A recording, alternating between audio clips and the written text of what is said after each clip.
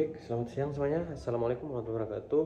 Perkenalkan, nama saya Ristira. Saya mahasiswa dari Universitas Primagraha dengan program studi manajemen. Di sini saya mendapatkan tugas presentasi individu dari dosen pengampu Bapak Wahid Al-Fariji dengan mata kuliah yaitu manajemen. Nah, di sini saya mengambil dua materi yaitu mengelola konflik dan evaluasi. Baik, langsung saja yaitu untuk presentasi yang pertama yaitu mengelola konflik. Oke.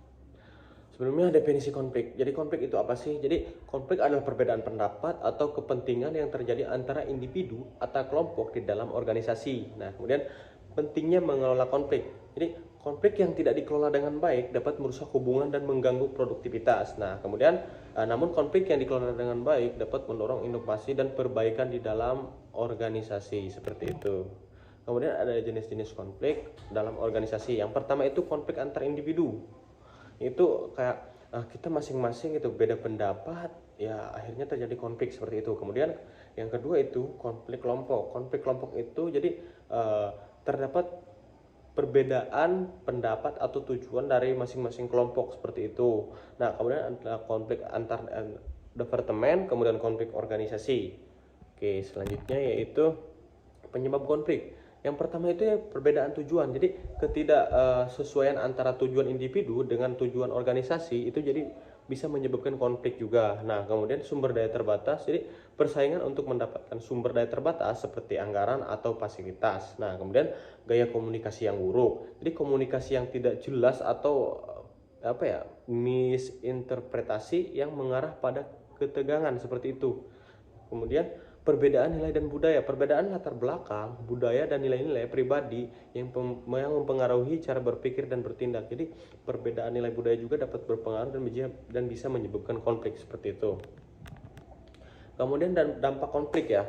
Untuk dampak konflik sendiri yaitu ada dampak negatif dan dampak positif.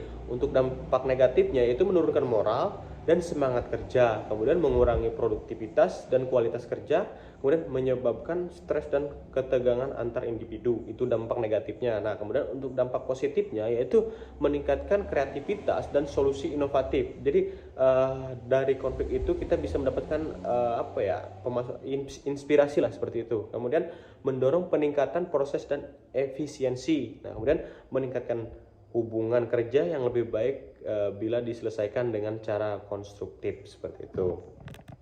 Kemudian ada strategi mengelola konflik. Nah, baik yang pertama itu kayak pendekatan kolaboratif. Jadi mencari solusi yang menguntungkan kedua pihak gitu loh. Jadi nggak memihak satu sama lain. Jadi harus menguntungkan kedua pihak tersebut. Nah, kemudian ada pendekatan kompromi. Jadi setiap pihak berusaha memberikan sebagian dari keinginan mereka untuk mencapai kesepakatan yang adil. Nah, kemudian pendekatan penghindaran. Jadi menghindari atau menunda konflik untuk menjaga harmoni meskipun bisa beresiko. Kemudian ada pendekatan akomodasi. Jadi salah satu pihak mengalah demi menjaga hubungan yang lebih baik seperti itu. Nah, kemudian pendekatan persaingan yaitu masing-masing pihak berusaha menang tanpa kompromi seperti itu.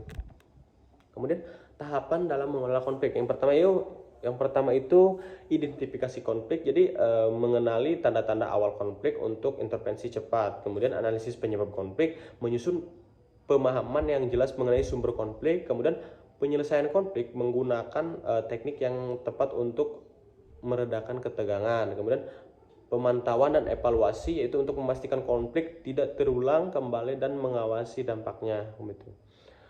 Kemudian teknik komunikasi dalam mengelola konflik. Yang pertama itu pendekatan empatik. Jadi mendengarkan dengan penuh perhatian dan menunjukkan pemahaman terhadap perspektif pihak lain seperti itu. Kemudian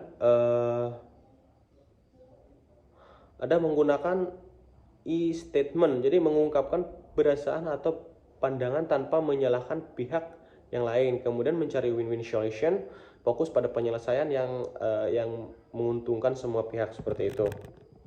Nah, kemudian ada langsung saja kesimpulan yaitu konflik adalah bagian dari dinamika organisasi, namun pengelolaan yang baik dapat membantu organisasi. Pemimpin perlu memiliki keterampilan dalam mengelola konflik untuk menciptakan lingkungan kerja yang produktif dan harmoni seperti itu. Kemudian dilanjut ke materi kedua yaitu evaluasi.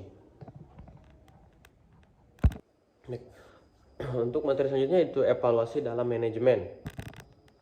Jadi sebenarnya definisi evaluasi dalam manajemen, apa sih evaluasi manajemen itu? Jadi evaluasi manajemen adalah proses untuk mengukur nilai dan menganalisis efektivitas serta efisiensi dari kebijakan, strategi, dan kegiatan yang dilakukan oleh organisasi. Nah, untuk tujuan evaluasi sendiri itu untuk menilai pencapaian tujuan, mengidentifikasi kekuatan dan kelemahan dalam pelaksanaan strategi, kemudian memberikan rekomendasi untuk perbaikan seperti itu. Nah, kemudian tujuan evaluasi dalam manajemen itu mengukur kinerja. Jadi memastikan bahwa kinerja organisasi sesuai dengan tujuan yang telah ditetapkan. Yang kedua, pengambilan keputusan. Jadi memberikan informasi yang berguna bagi manajer dalam pengambilan keputusan strateginya seperti itu. Kemudian ada perbaikan berkelanjutan, yaitu untuk mengidentifikasi area yang memerlukan jadi perbaikan dari pengembangan seperti itu. Kemudian yang keempat itu pemantauan implementasi, yaitu memastikan bahwa strategi dan rencana kinerja diterapkan dengan baik. Oke, selanjutnya itu proses evaluasi dalam manajemen. Yang pertama itu perencanaan evaluasi, jadi untuk menentukan tujuan evaluasi dan indikator yang relevan seperti itu. Kemudian pengumpulan data, yaitu untuk menggunakan metode seperti survei, wawancara, dan observasi untuk mengumpulkan data yang diperlukan. Kemudian analisis data, yaitu memeriksa dan menganalisis data untuk menemukan pola dan hasil. Kemudian penilaian hasil itu menilai apakah tujuan telah tercapai berdasarkan data yang ada atau tidak. Kemudian tindak lanjut yaitu menggunakan hasil evaluasi untuk membuat keputusan dan perbaikan. Nah, kemudian alat dan teknik evaluasi itu survei dan kuesioner untuk mengumpulkan data dari pihak terkait. Kemudian wawancara mendapatkan pandangan mendalam tentang isu tertentu. Kemudian observasi langsung yaitu untuk menilai proses atau kinerja secara langsung. Analisis kinerja yaitu untuk menggunakan indikator kinerja utama itu KPI untuk mengukur pencapaian seperti itu. Selanjutnya yaitu manfaat evaluasi dalam manajemen. Yang pertama itu perbaikan kinerja. Jadi memberikan wawasan untuk meningkatkan efektivitas kerja, kemudian pengambilan keputusan yang lebih tepat, yaitu untuk membantu manajer dalam membuat keputusan berdasarkan data dan fakta. Kemudian akuntabilitas dan transparansi, yaitu meningkatkan pertanggungjawaban dalam pengelolaan sumber daya. Kemudian peningkatan keputusan stakeholder, yaitu menyediakan bukti pencapaian yang jelas untuk karyawan, klien, dan pemangku kepentingan lainnya. Kemudian tantangan dalam evaluasi manajerial yaitu pertama kesulitan pengumpulan data, jadi kendala dalam mendapatkan data yang akurat dan tepat waktu. Kemudian bias dan penilaian, jadi resiko subjektivitas dalam menilai hasil. Kemudian kurangnya sumber daya, itu evaluasi membutuhkan waktu, tenaga, dan dana yang cukup. Kemudian perubahan konteks, faktor eksternal yang dapat mempengaruhi hasil evaluasi seperti itu. Kemudian langsung bagian kesimpulan, yaitu evaluasi dalam manajemen merupakan alat penting untuk memantau, mengukur, dan meningkatkan kinerja organisasi. Melalui evaluasi yang baik, organisasi dapat membuat keputusan yang lebih cerdas, meminimalkan risiko, dan meningkatkan efisiensi. Proses evaluasi yang harus dilakukan secara sistematis dan berkelanjutan agar memberikan dampak positif bagi organisasi seperti itu. Mungkin cukup sekian presentasi dari saya. Saya ucapkan terima kasih banyak. Wassalamualaikum warahmatullahi wabarakatuh.